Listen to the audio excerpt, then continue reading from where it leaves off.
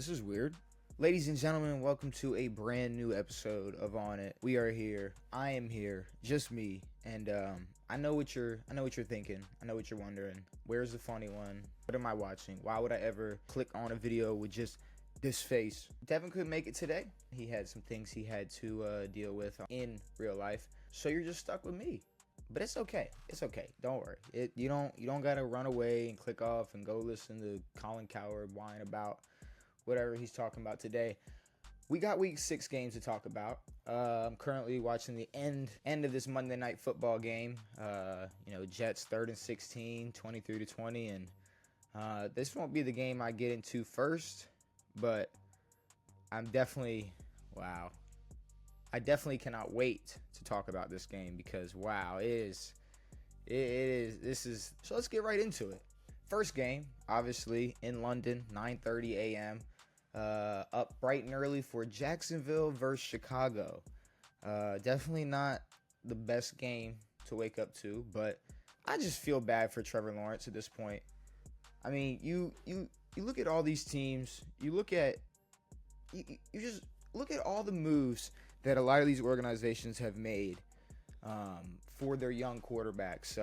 If you want to take a look at Houston already making big moves for CJ just in his second year. The moves that Philly has made for Jalen Hurts, Caleb Williams, Tua. Miami is making enough moves for Tua. That's how successful they believe he can be. And the problem is, it's almost like they're making moves that, I don't know, maybe the Raiders should be making. Maybe like Carolina. I mean, think about what Carolina did for just the expectation. Or think about what Carolina did when Bryce Young arrived. You know, all the pieces they grabbed, all the moves they made. And you're just sitting here looking at Jacksonville, wondering when they're going to stop trying to throw a bunch of wide receiver 2s and 3s at Trevor Lawrence and have no established run game, a terrible defense, and expect something from him. You'll never be able to expect something from Trevor Lawrence and this team when it comes to winning or success. And it's honestly, it's a shame. I really hope that Trevor Lawrence eventually, he's stuck there. Trevor Lawrence is stuck. The contract he signed, it is huge. I don't think anybody else is going to be willing to take that on, unless they got a squad full of amazing rookies. With that being said, Caleb Williams again has his best career game. It's only week 6, so how many career games can you really compare to this one? But he's continuing to look better.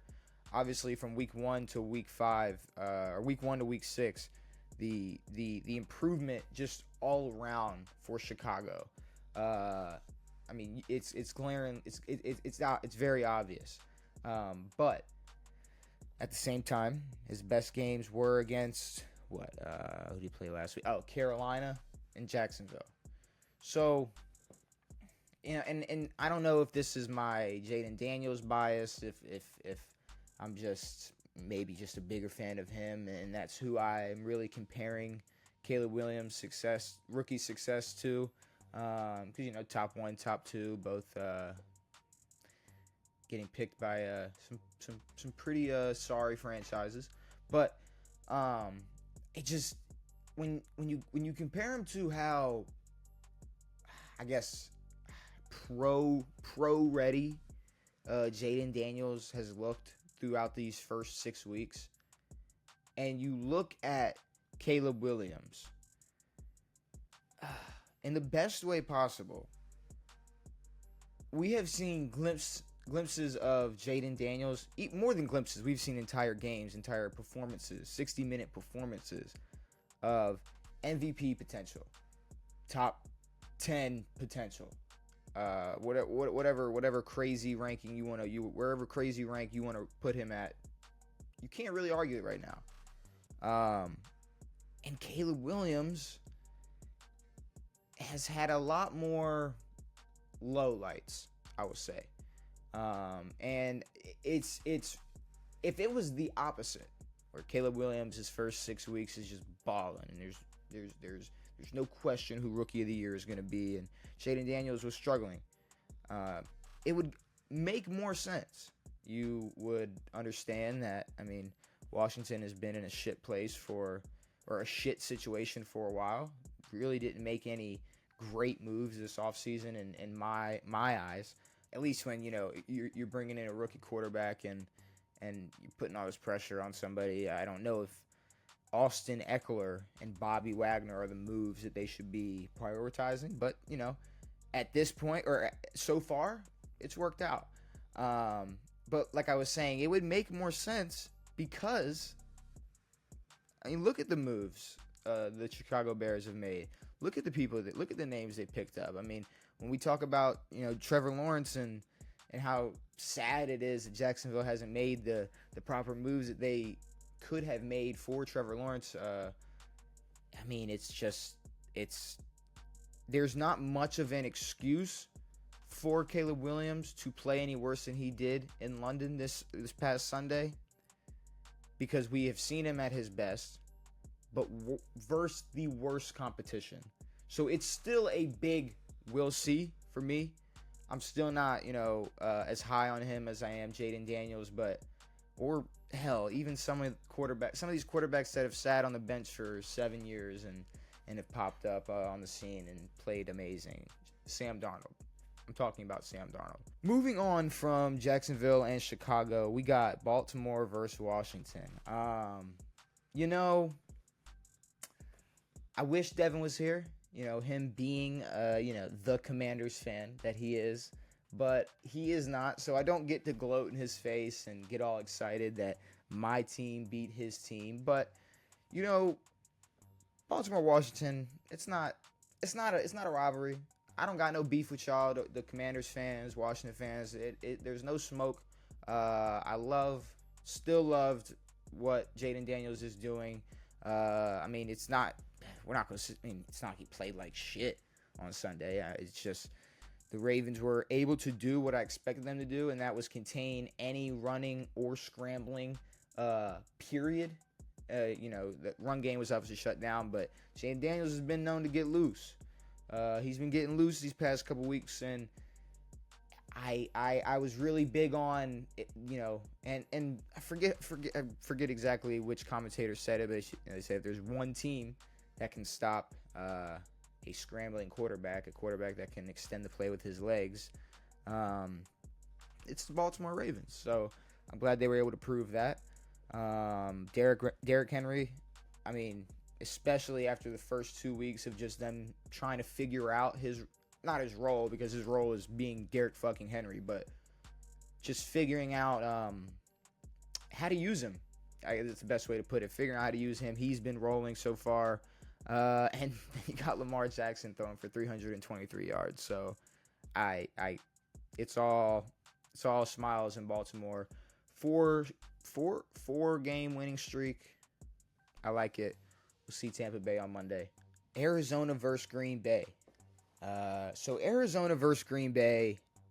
Since Jordan Love's return, Green Bay has continued to look better week after week. I also think he's gotten healthier week after week, but that's a different discussion. And obviously, it was worth the risk starting him or bringing him back as early as Green Bay did. But let's take a look at Green Bay's upcoming games, because they haven't played the greatest competition. And in the games where they did, we're looking at, I can't call Philly great competition, but when you look at the game versus Philly, which was week 1, so I'm not gonna go crazy on them for losing in their first game in Brazil versus the Eagles. But then you have, and then you kind of have the crutch of Jordan Love was on crutches the entire week leading up to playing Minnesota. So I like what I see from Green Bay. I've liked what I've seen from Green Bay since the return of Jordan Love. But upcoming schedule-wise, they're looking to play Houston next week, which that's going to be a great gauging. It's going to be a great game to gauge where the Green Bay Packers do rank in the league. But then they get a cool-down game with Jacksonville, and then boom, they got Detroit. Obviously, their first matchup versus Detroit, so we'll see how they play against Detroit in this game, and then know that they have another matchup versus Detroit later in the season. They have their bye week. After their bye week, they get to play Chicago, which might be another bye week. Then they have to go, or San Fran comes over and plays them. Miami, back to Detroit. Then they play Seattle, New Orleans, Minnesota, end the season with Chicago.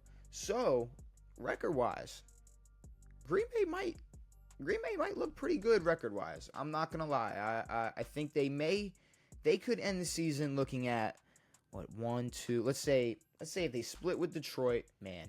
If they lost both to Detroit, I could see them possibly having maybe 5 losses. 6 would surprise me. 6 would honestly surprise me. Six losses would surprise me, because I don't care what anybody says.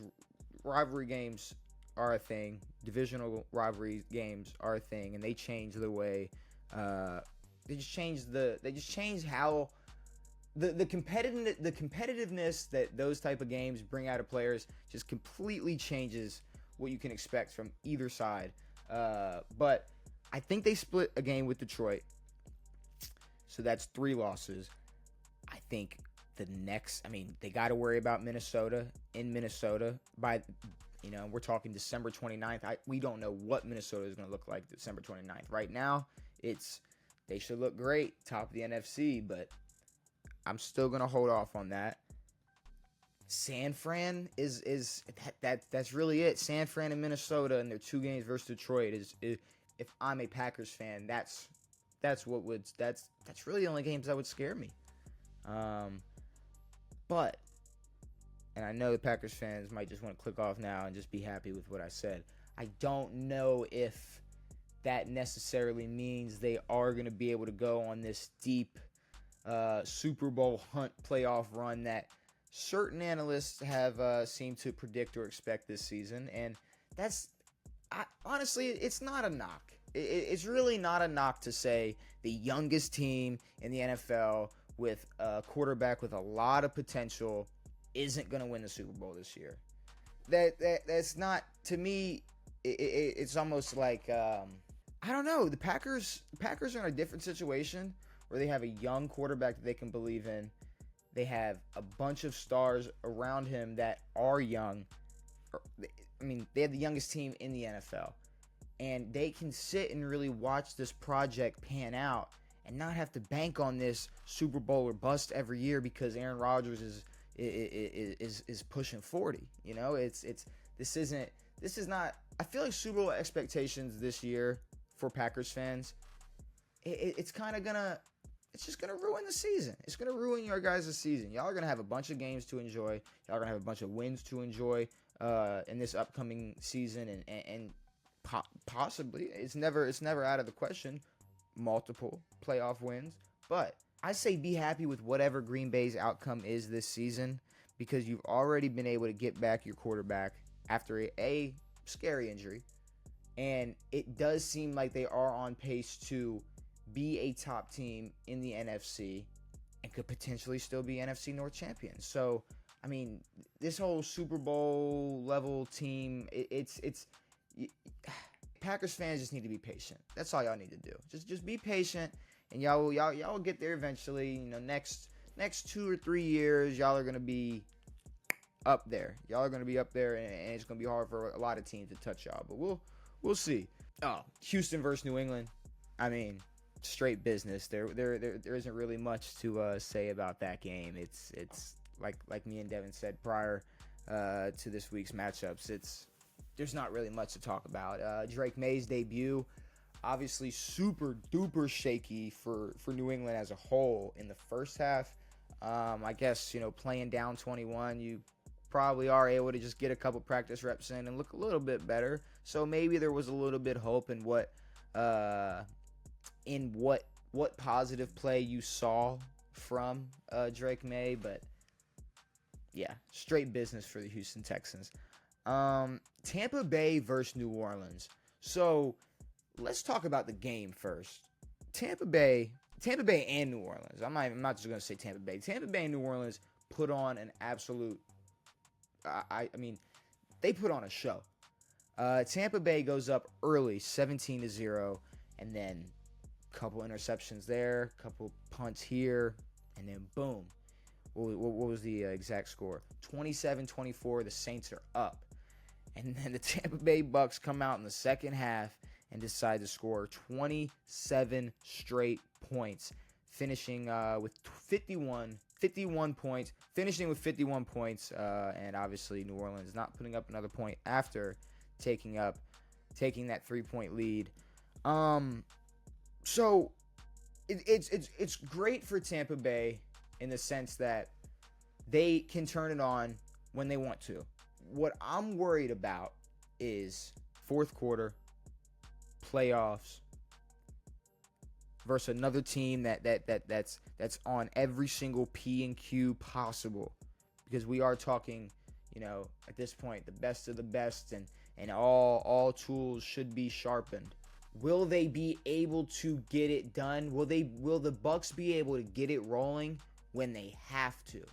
We've seen a lot of the Bucks being able to put it on when they want to. When you look at, if we take a look at the matchup for the Bucks, okay, they beat Washington. They put on a great performance versus Detroit. Obviously a big old blunder versus Denver. Big win versus Philly. The overtime loss versus Atlanta. That may have been in question of, could they have turned it on when they needed to? I don't know. And then you have this game versus New Orleans where obviously they turned it on when they needed to. But what about next week versus Baltimore? What about the next matchup versus Atlanta? What about Kansas City? What about San Francisco? Are they going to be able to, down 7 in the fourth quarter, be able to turn it on? It just doesn't seem like the Bucks have faced the type of pressure that they are going to need, that they are going to have to overcome when it matters later this season. And trust me, I'm all in for the Bucks. I'm a big Baker Mayfield supporter. I love what they're doing. It's great. I'm very happy that they're 4-2. But I am worried that when they need to turn it on, can they? And that's a big I don't know. That's a big I don't know. I really don't. I really don't know. Cleveland versus Philly. I mean, Cleveland sucks so bad that I really don't know where Philly even ranks. I know Philly has had their problems this season, and Nick Sirianni can't bring his kids on post-game interviews or conferences. But there are way more questions than answers when it comes to the Philadelphia Eagles. I think it's signed and sealed and delivered for what the Cleveland Browns have to offer this season, and that's a big old plate of nothing. So yeah, I mean, good dub for the Bucks, or good dub for the Eagles, but still, like I said, a lot of questions for them. Indianapolis versus Tennessee. Last episode, I did predict that the Titans were going to win, but that's because I thought Anthony Richardson was going to play. Had I known Big Joe, Elite Joe Flacco was going to play this game, I would have picked them. I said if he was playing, I was going to go with them, and I did. And obviously, it's not like the biggest, it was really more of a coin. It was really more of a coin flip than anything. But I gotta rock with Joe, even if it's for shtick. I gotta rock with Joe. Will Levis played like shit. Still not gonna write him off as just some bust or whatever, but we'll see. We'll see. Maybe if Tennessee give them another offseason, maybe they can make some moves for Will Levis, and we'll see. The Chargers versus the Broncos. I mean, I don't know. I really still feel like there are a lot of questions when it comes to the Chargers. I think you maybe give Justin Herbert, Jim Harbaugh, and the Chargers an entire offseason together. Maybe they build on whatever they establish this season, because this is an establishment year. This is a complete, let's figure out who we are. Let's get a new identity. Because we got Justin Herbert. We got a guy. We got We got one of them ones. So the Chargers know that they need to take advantage of what they got, and the moves they made past offseason indicates that they obviously want more. Every team wants more, but they are willing to make moves to just improve their team. But I don't know. Like I said, give them an offseason together, because they come off of a Denver Broncos win. It's cool. But when you look at the Chargers, when you watch them play, there's nothing really special. There's nothing that's gonna make you say, man, Chiefs better watch out, Bills better watch out, the Ravens better watch out. It's not there. It's just not. Chargers ain't there yet. Pittsburgh versus Vegas. So I'm just gonna say it. I'm sure it's been said 1,000 times by now. But me and Devin were able to pick it out a couple weeks ago. This Raiders team is done. This Raiders team is lost. This Raiders team does not care about football whatsoever. Maybe besides Max Crosby, but I think that not a single soul on that roster wants to play for Antonio Pierce, cares to play for this organization. I don't think this organization cares about football. But it does not seem like the Raiders just care to play football. It doesn't seem like Antonio Pierce is going to be around for a while. But I will say that he is going to be saved by the quarterback card, whatever card you want to label it. He will be saved by it, because he obviously starts the season with a career backup in Gardner Minshew, and then not even halfway, quarter through 3 games through the season, he decides, you know what, we might be rocking with Aiden O'Connell. So I think if you just took Coach X and said they had to start Gardner Minshew and he didn't play good enough, so they had to resort to Aiden O'Connell, obviously you're going to go player X deserves at least another season. Now, with the context of what Antonio Pierce has done and the drama he has caused already this season, you could understand that if there was nobody else to put blame on for how bad the Raiders are, and the Raiders will finish this season, if there was nobody else you could put blame on, then you could get rid of Antonio Pierce. But you can't just yet. They're gonna have to hold on to him for another year, at least. So he did buy himself another season with this whole quarterback situation. Atlanta versus Carolina, I mean, it's the Panthers, so pretty self-explanatory. Falcons should do that. Falcons, obviously, all the expectations for them and their team. They should put up, 38 points, whatever they put up, I believe 38 points. 38 points against the Carolina Panthers. Get it done. The fact that they even let them score 17 in the first half and let it be close going into half, I guess fix that. But besides, maybe work on that. But hey, good for Atlanta. Not really much more to say. It's the Panthers. I'm sorry. Detroit versus Dallas. Now, I know a lot of people do not like the Cowboys. I know the Cowboys have a lot of bandwagon fans. I know that the Cowboys might be one of the most controversial teams in sports, period, when it comes to just their players, their head office, their owners, which is all the same, their fans, just their history, just when it comes to Dallas Cowboys lore, they might be the most hated team in the sport, in sports, period.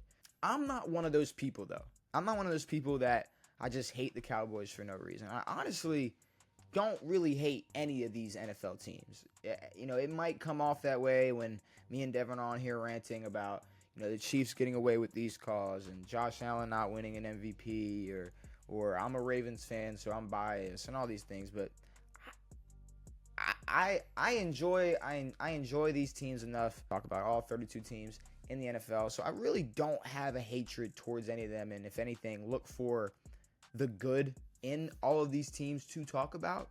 But that is not the case for the Dallas Cowboys. These boys suck. I said the Raiders don't care about football, and they're wasting their time in Vegas.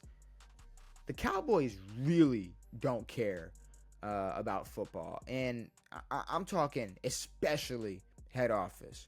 You look at the moves that are made year in and year out. It's, okay, so we're just going to cash out every single player we feel like we need to. We're going to hold off and cause the most drama, revolving that player, but we are going to cash him out.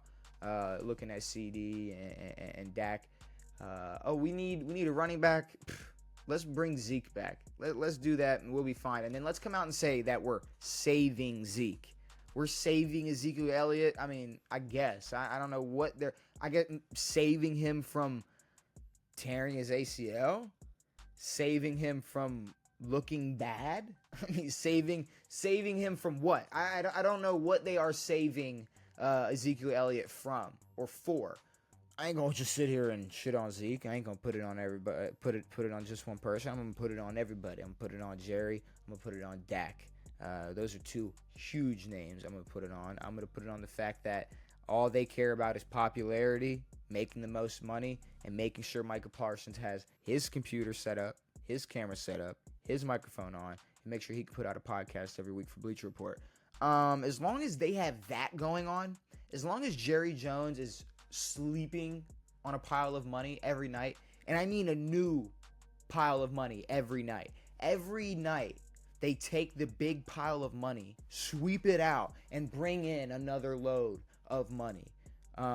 That's what Jerry Jones. If he can do that, he is completely set. You can bring in one of the biggest chokers in Mike McCarthy. You can bring in a washed running back. You can really do whatever you want, can't you, Jerry? You can do whatever you want as long as you're sleeping on that stack of dough. There's really no problem. Because at the end of the day, the Cowboys are really just doing Cowboys fans a favor and not giving them this hope of Dak putting up these insane numbers all regular season and the Cowboys putting up insane numbers and putting up 50 points in games and just blowing certain teams out and then getting to the playoffs and playing like shit. They're just playing like shit now. So, honestly, shout out to Dallas. Shout out to Dak Prescott and Mike McCarthy and that defense and Zeke for just really lowering the standards and expectations moving forward for this team and this organization. Because it's been, 20 years since it's been clear that this isn't America's team. They're just rich. That's all it is. So I guess that's why they're America's team, because they only care about money. Cincinnati versus New York, the New York Giants. Let me just say, shame on NBC, because, if you want like a really good nap, throw this game on, because I know Jamar Chase, Joe Burrow, maybe you can use that, and that's enough for a draw for a Sunday Night Football game. But you gotta have literally any other team. Close your eyes and just point at a wall with 30 mascots on the wall and pick a different team other than the New York Giants without their star rookie, which is what they could have been banking on promotion-wise or hype-wise. There's no draw at all to watch for watching this game. And honestly, the Bengals had an opportunity, primetime television, to get another dominant win or get a dominant win, put on a dominant performance, do more than what they did is really what I'm trying to get at. Is they didn't do much. It was an absolute snooze fest, 17-7 versus the New York Giants. And if this was any other team in the NFL, and this is how the Bengals decided to play that week or this week, it would have been done for them. They would have lost. So they're very lucky they played the New York Giants. And I'm still worried about Cincinnati because, like I said, them divisional games, they can turn it on. Joe Burrow can show up versus Baltimore and throw for 5 touchdowns, and Jamar Chase can have a career day. It don't matter if that's their only. It doesn't matter if that's their only good performance that year. It will be in a rivalry game like that. But everything else, every other example of the Cincinnati Bengals this season, besides Baltimore, has not given us any indication that they are going to be anything special this season. And then finally, the New York Jets versus the Buffalo Bills. Now, I know I'm not the biggest Bills fan, but I am a Josh Allen fan.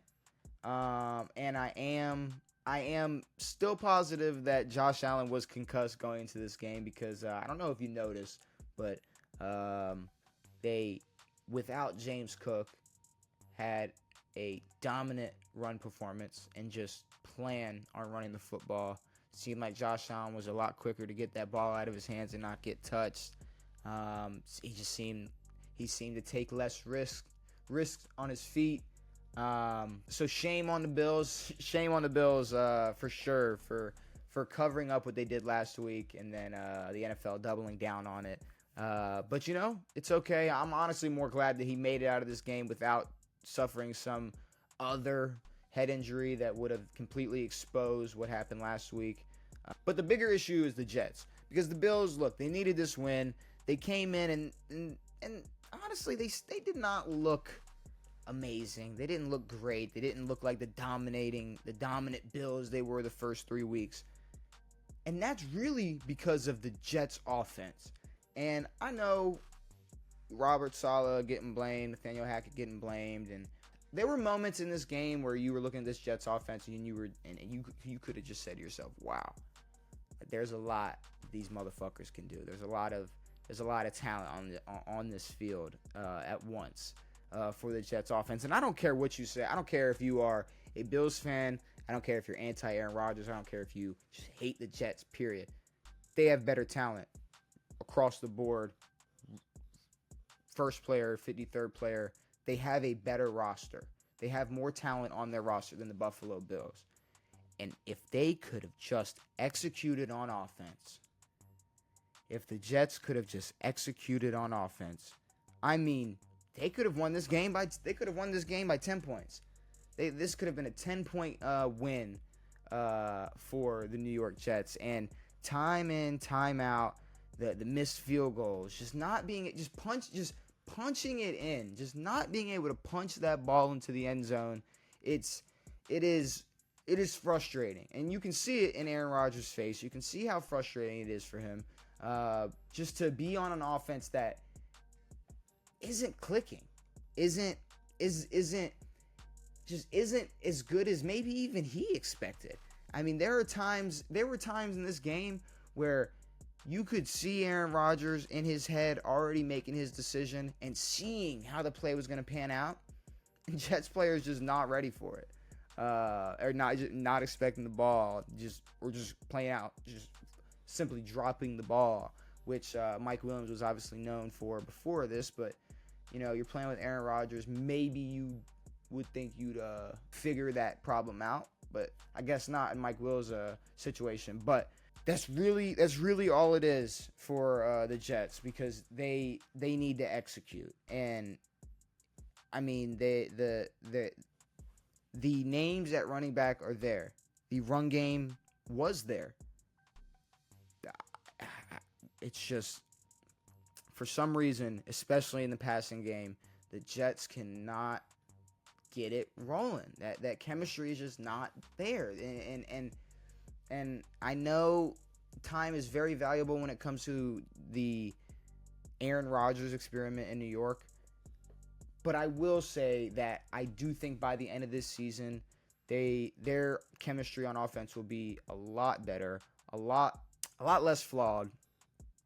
I do have belief in this offense to be better. And, I mean, simply we'll see in the matchup. We'll simply see in this rematch how it pans out. I think the Bills, obviously bouncing back, needed this win. I'm still watching y'all, though. I'm not just gonna sit here and go, all right, the Bills are good. No.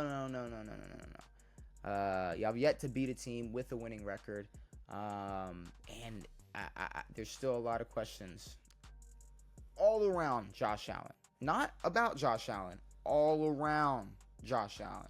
About this person, about that person, about this receiver, about the defense. I mean, there are a lot of questions about the Bills, but not Josh Allen. Unless we're talking MVPs. And we are talking MVPs. Would you look at that? As soon as I bring up MVPs, we are talking MVPs. So, my MVPs for this week. Week 6 MVP votes, obviously, we got 3 spots. First place gets 3 points. Second place gets 2. First place gets 1. Third place gets 1 point. There we go. My MVP contenders for this week. We have Caleb Williams making his first appearance this season, going 23 of 29, 226 yards, 4 touchdowns, 1 interception, and 56 rushing yards. Jordan Love, 22 of 32, 258 yards, 4 touchdowns, and an interception. Baker Mayfield, 24 of 36, 325 yards, 4 touchdowns, and 3 interceptions. Jalen Hurts, 16 of 25, 264 yards, 2 touchdowns, 33 rushing yards. Brock Purdy was 18 of 28, 255 yards, and 3 touchdowns. Chris Godwin had 11 catches, 125 yards, and 2 touchdowns. And Derrick Henry had 132 yards, 24 rushing attempts, 5.5 yards per carry, and 2 touchdowns. And then I believe there is one more, and that's Jared Goff, 18 of 25, Jared Goff, 18 for 25, 315 yards, 3 touchdowns. So once again, a quarterback-heavy contenders list for this week's MVPs, but I think I might already. Actually, I don't know, because I know Baker's not making this week's top 3, and it is really on the efficiency and turning the ball over 3 times. I mean, it's just not. We obviously cannot show him love this week when it comes to MVPs. But we look at Jordan Love and Caleb Williams. Now, they both played big what-if squads, Arizona and Jacksonville. Not the best teams, but they showed up 23 of 29, 22 of 32. So I definitely think those 2 are players that I'm considering. And honestly, I was sitting here thinking, do we give Jalen Hurts love? Does Brock Purdy get love? Do we go non-quarterback and show one of them love? And then once again, someone who honestly, hopefully, I don't check odds, should be in the MVP conversation, that's Jared Goff. Jared Goff, once again, showed up. Didn't have his perfect game like he did the week prior or 2 weeks prior, but balled out, looks great. And maybe it's Detroit bias, but I think I'm going to put Jared Goff. I believe him. Where do I want to put Jared Goff? I'm going to put Jared Goff. I'll put Jared Goff first. I mean, 18 to 25, 315 yards, and 3 touchdowns. You get, no turnovers, 7 incompletions, 300 plus, 3 touchdowns. Call me crazy, call me stupid. I'm putting Jared Goff at first place. And then simply after that, I'm going to go Caleb and then Jordan Love at the 3rd spot. So, my 3 MVPs this week, starting from 3 to 1. We got Jordan Love. 3rd place. Caleb Williams, 2nd place. And Jared Goff, 1st place. Thursday Night Football. Once again, not the best matchup for primetime games, but it's what we got. It's what we got to live with. And it's the Broncos versus the Saints. Now, I'm not going to sit here and buy into any hope that the Broncos may have with, I don't know, their future or just their chances in winning versus teams like the New Orleans Saints. But the New Orleans Saints are good enough to beat the Denver Broncos. They're good enough. They're going to beat the Denver Broncos. The Saints are winning this game. I don't know if it's going to be some blowout like the Saints were experiencing the first couple of weeks, but I'll say they bounce back after their loss to the Tampa Bay Bucks, and let's say they put up a solid 28. Let's go 28-10. I like that. 28-10, Broncos Saints. And with all that being said, we discussed all of Week 6's matchups, Jacksonville versus Chicago, and just Jacksonville failing Trevor Lawrence completely. Tampa Bay versus New Orleans, Baltimore versus Washington, Detroit blowing out Dallas, and every other game. 16-0 on predictions this week. 16-0. Or not 16-0. What was I? 12-0? Or 14-0? 14-0. 14-0 this week on predictions. So, shout out to me. If I was a betting man, I'd probably screw myself because then in the future I'd never hit again, and then I'd just bank on hitting like I did this week. But that's a different discussion for a different day. We gave MVP votes. We talked Thursday Night Football. Brand new episodes every Tuesday and Saturday. We'll be back on Saturday to talk Thursday Night Football, predict all Week 7 games, some off-the-record shit, talk some college football. Obviously, a lot more topics than what we had today, but I just wanted to cover everything that was important with the absence of Devin. But with all of that being said, we'll be back on Saturday. It has been me. It has been real. I am out.